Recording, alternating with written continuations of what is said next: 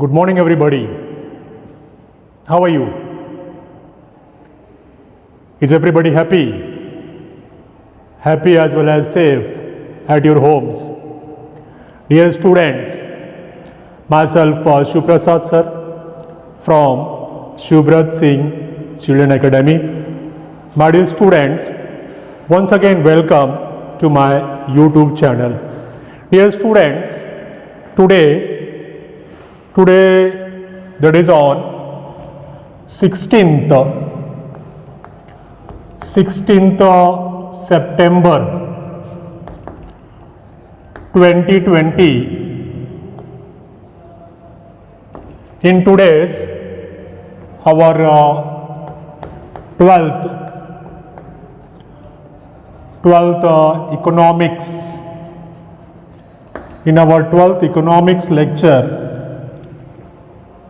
dear students, as you know as well as you have watched my videos, so you know already that in 12th economics I have started the chapter number 4. By the way, what is that chapter number 4? Have you watched my videos? Yes. Thank you.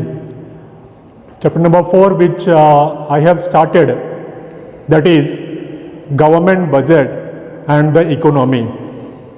This I have started, and so far 2 videos, or we can say that 2 video lectures have been uploaded by me, and I am seeing that students are watching the videos regularly as well as liking the videos and liking the presentation. Everything is liked by students, plus they are sharing also. So thank you very much for your kind support once again. Anyway, I was talking about the 4th chapter which I have started. Students, so far in this chapter I have uploaded 2 video lectures. The first video lecture, it was about the concept of budget. Thoroughly we discussed the meaning of budget, and afterwards in the second video, that is second lecture on the same chapter, that is government budget and the economy. It was on objectives of budget. I discussed thoroughly the objectives of budget. So we can say that so far on this chapter, that is chapter number 4 of your 12th economics, introductory microeconomics. So far 2 videos have been uploaded by me, and it is our third lecture on the same chapter. So the chapter's name is already known to you. Then also I am writing over here the chapter number 4, that is the government budget, and the economy, government budget and the economy. So students, this chapter is very interesting chapter, and it is going to help you throughout in your life, because whatever you are learning today, so after passing 12th standard or after your graduation or whatever you want to do in your life, so this knowledge will help you throughout the life of the budget. Not only this, but economics is such an subject which is very interesting, and it is helpful for all the walks of life, for all the persons working in different fields. So I'm not saying that it is helpful for only the commerce students or only for art students. Even the science students also it is helpful, because ultimately that whatever you are studying today, after a few years when you will be in the market and working anywhere as anything, but you will feel that whatever is being done in the market or by government, state government, central government or different countries, that is nothing but commerce or economics. Anyway, that in short I want to say that this knowledge of economics will not be wasted. So let's start that today's lecture. If you talk about the topic, that what is the topic of today's lecture, dear students, as I told you, the so far concept of budget is discussed, as well as the objectives of budget is discussed. So today we are going to discuss the structure of the budget, or we can say that components of the budget. So today's topic is structure of the budget, structure of the budget, or it is also known as components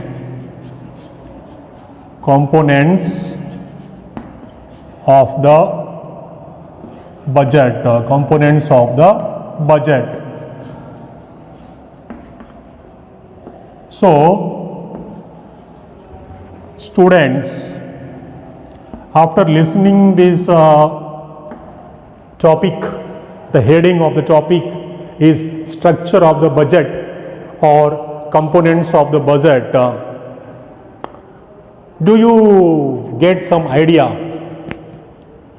or have you imagined when I was writing on the board, when I was saying that today we are going to learn this chapter? So have you imagined something that what might be the concerned topic?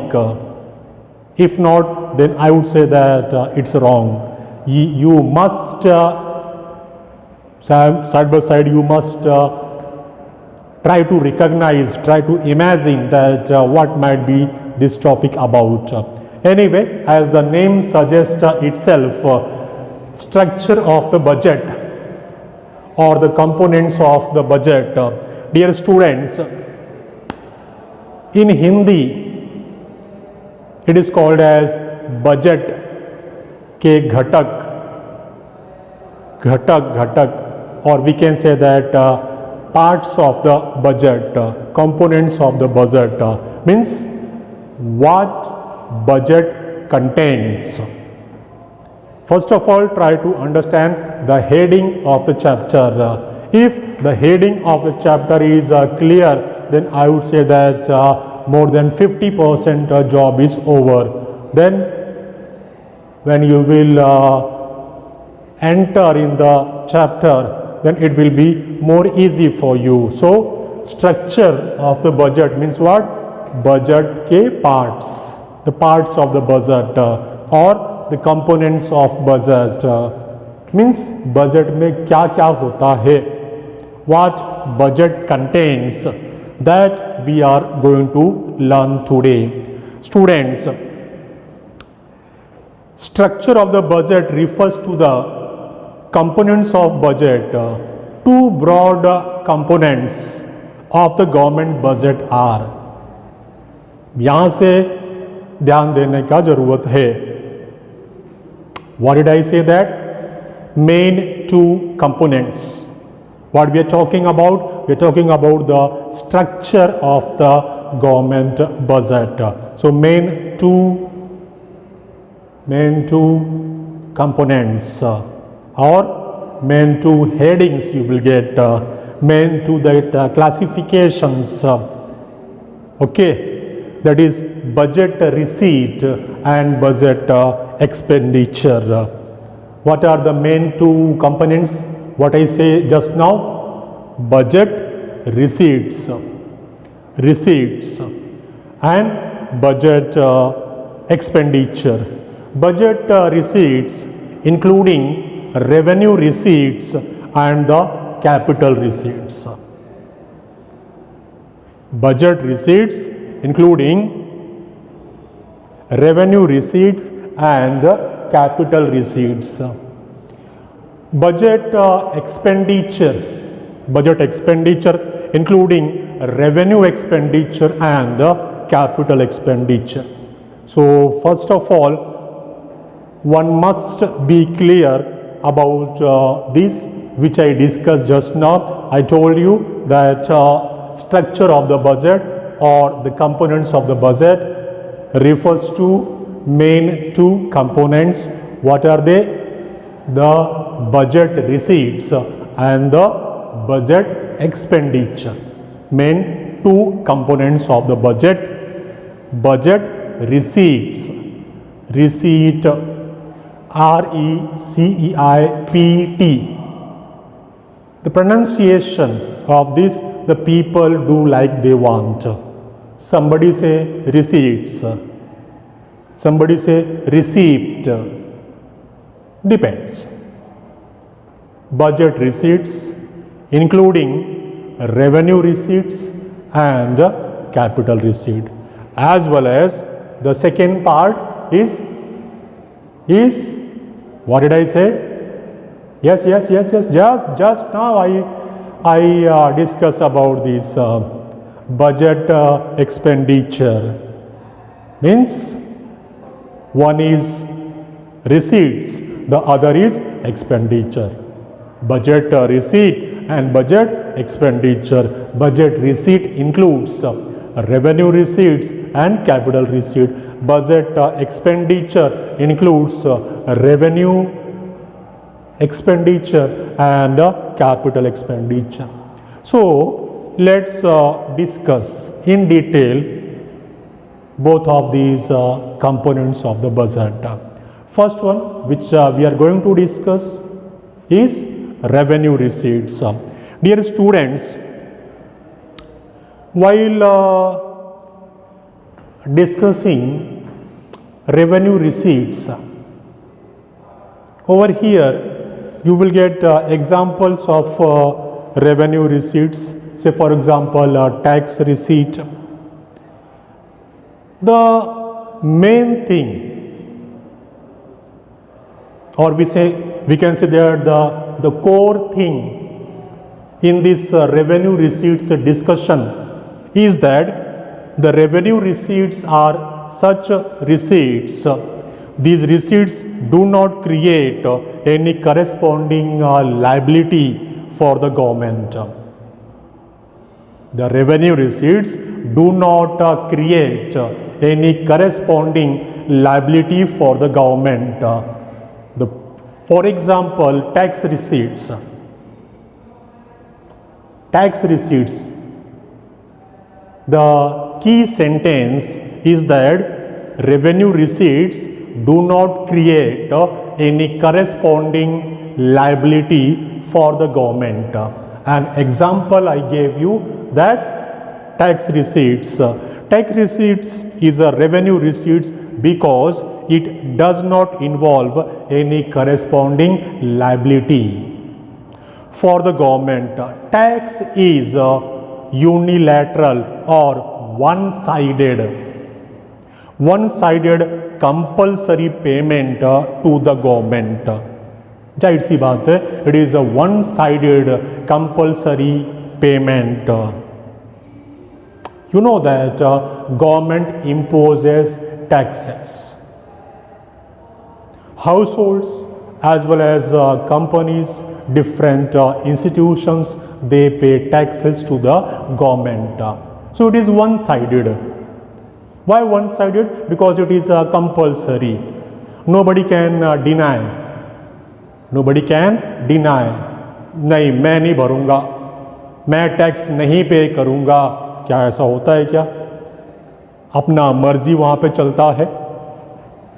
अपना मर्जी चलता है वहां पे?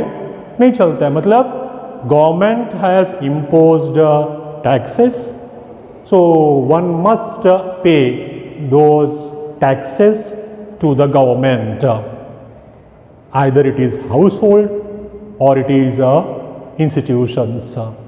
There are different types of the taxes which are imposed by the government on households as well as different institutions. So, what is the conclusion? Conclusion is that tax receipts do not create any liability on the government because it is unilateral, means it is one-sided and it is compulsory. We have to pay taxes to the government. These receipts do not cause any reduction. These receipts do not cause any reduction in the value of the assets, or we can say that any reduction in assets of the government. First thing which I told you, that revenue receipts do not create any liability, that corresponding liability for the government, as well as because of the revenue receipts to the government, there will not be any reduction in the assets of the government. Example, tax receipts do not lead to any reduction in assets of the government. Government receive the tax revenue. So because of the tax revenue, assets are not going to be reduced. So in short, revenue receipts of the government, are those money receipts.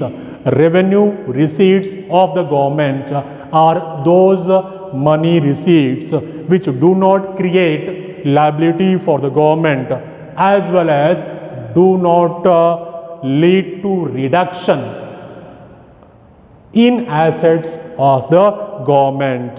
So what is the conclusion? Conclusion, I told you at the beginning itself, which I just now told you, that revenue receipts are such money receipts. Revenue receipts are such money receipts for the government which do not create any corresponding liability for the government, as well as because of the revenue receipts, there will not be any type of reduction in the assets of the government. So dear students, like this, the very first part of the structure of the government budget, the first component, or we can say that the first one side of the government budget we covered over here, that is revenue receipts. Now same will be discussed in detail henceforth. See, for example, one might be thinking in their mind indirectly while watching this video about that what are the constituents of the revenue receipts, means what are the other examples of the revenue receipts. Dear students, tax receipts as well as non-tax receipts, means the money which is received by the government, is called as revenue. Yes, is called as revenue. Either it is received by the households or the institutions, companies and all. But the same revenue receipt is further classified as tax revenue receipts and non-tax revenue receipts. Non-tax. What did we classify just now? We are classifying the revenue receipts, or we can say that constituents. The constituents of the revenue receipts are tax receipts as well as non-tax revenue receipts. The examples of tax receipts: income tax, property tax, means any type of tax through which government is receiving money. I gave you example: income tax, estate duty tax, or custom duty. Duty means what? Tax.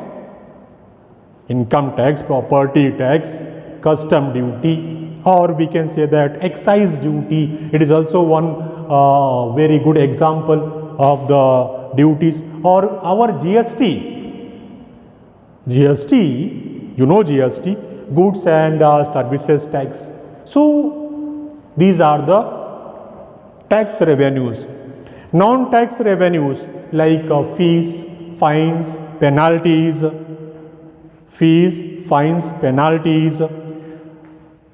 grants, donations. These are the non-tax revenues.